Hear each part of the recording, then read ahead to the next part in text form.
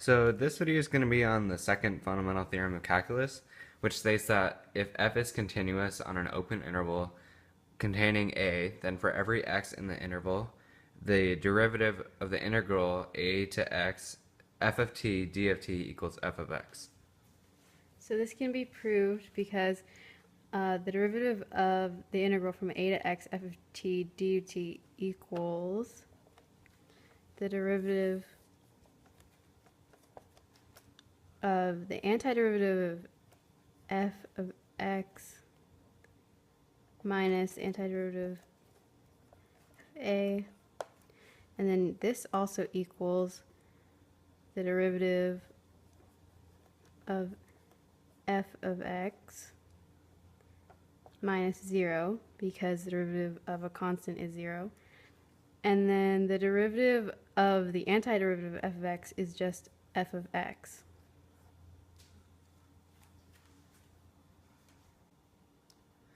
So now we're going to do a pretty simple example problem. So d of x integral 2 to x t squared plus t plus 1 d of t. So this one's pretty simple. All you have to do is do what Mimi did in the last proof and just plug in x. And that's your answer.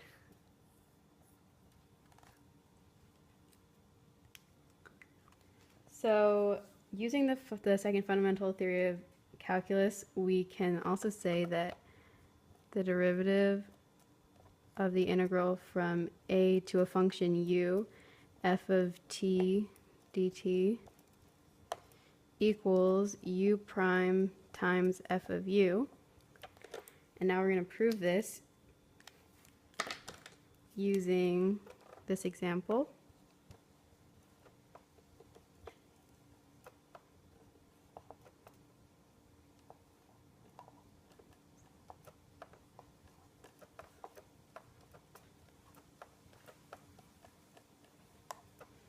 Okay, so this is equal to the derivative of the antiderivative of this function, which is 2/3 t cubed plus 5/2 t squared from 3 to x squared.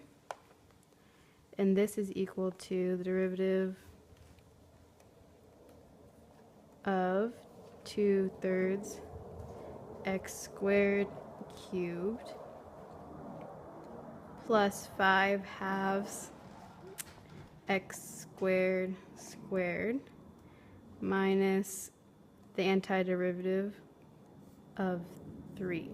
So that's going to be 2/3 3 cubed plus 5/2 3 squared. So this derivative will end up being or 4x to the 5th plus 10x cubed minus 0 plus 0, because the derivative of a constant is 0. And then you can see here that this is equal to u prime, which is 2x, times this function with x squared plugged in. So now we're going to do a slightly harder problem. So d of x 20 to 1 over sine x t root t cubed minus 5 d of t.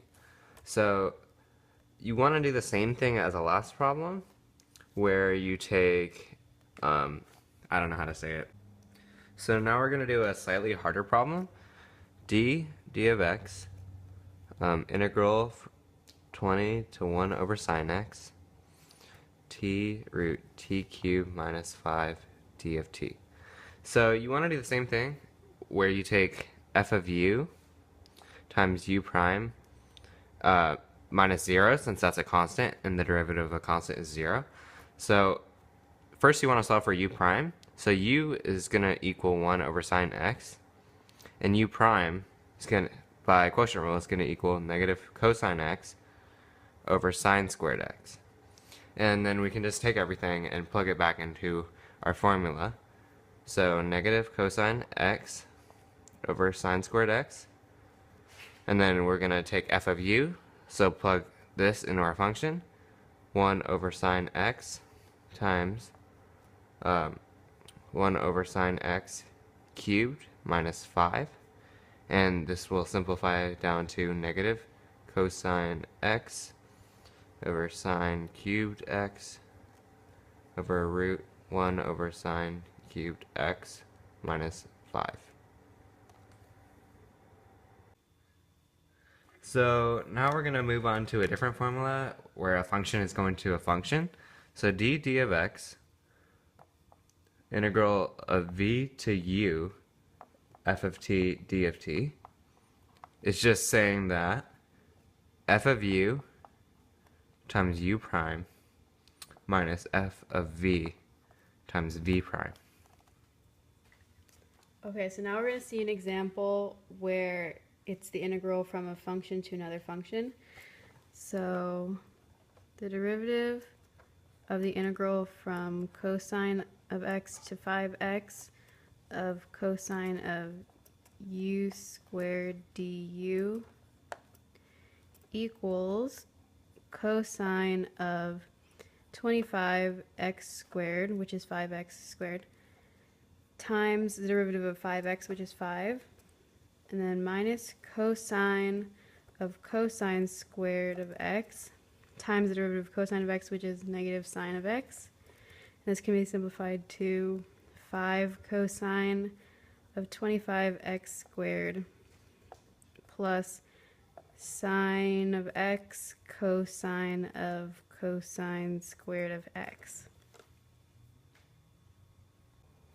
So to summarize, the derivative of the integral from a to x f of t dt equals f of x. The derivative of the integral from a to u f of t dt equals u prime times f of u. And the derivative of the integral from v to u f of t dt equals f of u times u prime minus f of v times v prime. And all of this where a is a constant and u and v are functions. So to summarize, the derivative of the integral from a to x f of t d of t equals f of x. The derivative of the integral from a to u f of t dt equals u prime times f of u. And the derivative of the integral from v to u f of t d of t equals f of u times u prime minus f of v times v prime. And all of this is where a is a constant and u and v are functions.